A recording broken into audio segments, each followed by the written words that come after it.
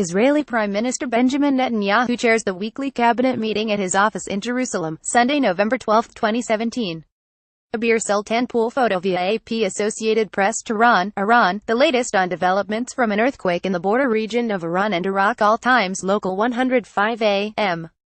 Israeli Prime Minister Benjamin Netanyahu says his country has offered the International Committee of the Red Cross medical assistance for the Iraqi and Iranian victims of this week's earthquake. Neither Iran nor Iraq has diplomatic relations with Israel. It wasn't immediately known whether the offer was accepted. Netanyahu made the comment during an interview broadcast to leaders of Jewish communities in North America. The Israeli leader says his country has no quarrel with the people of Iran. He adds, "Our quarrel is only with the tyrannical regime that holds them hostage and threatens our destruction." 3:50 p.m. Iran's state-run news agency says the country's death toll from the powerful earthquake that struck the Iran-Iraq border has risen to 530. The report Tuesday afternoon by the IRNA news agency said the number of injured in the tremor now stood at 7,460. The magnitude 7.3 earthquake struck Sunday night Iran time, just as people were going to bed. The worst damage appeared to be in the Kurdish town of Sarpol Zahab in the western Iranian province of Kermanshah. Kermanshah, an almost entirely Kurdish province nestled in the Zagros Mountains that run along the border with Iraq, suffered all of Iran's fatalities from the tremor Sunday night that shook 14 of the country's 31 provinces. 2:40 p.m. Iran's President Hassan Rouhani says his administration will probe the cause of so much damage to buildings constructed under a state-owned program in the quake-stricken area along the border with Iraq.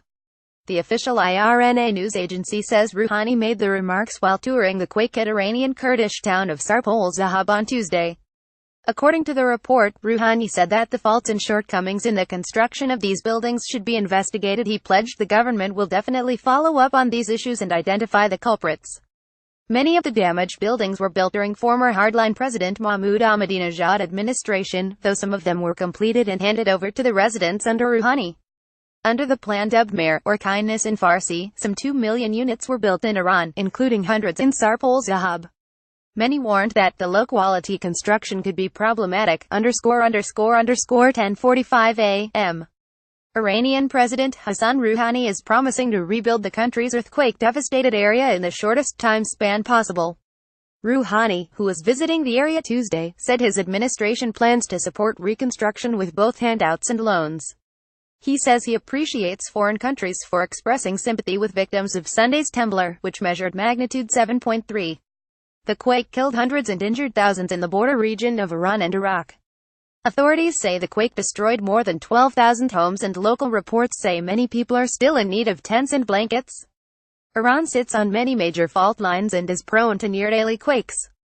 In 2003, a magnitude 6.6 earthquake flattened the historic city of Bam, killing 26,000 people.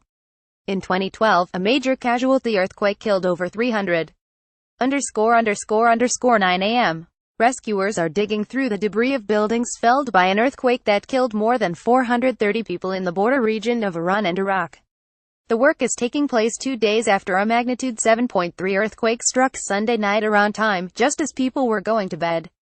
The worst damage appeared to be in the Kurdish town of Sarpol Zahab in the western Iranian province of Kermanshah, which sits in the Zagros Mountains that divide the two countries. Residents fled without time to grab their possessions as apartment complexes collapsed into rubble. Outside walls of some buildings were sheared off, power and water lines were severed, and telephone service was disrupted. Residents on Monday dug frantically through wrecked buildings for survivors. Copyright 2017 The Associated Press.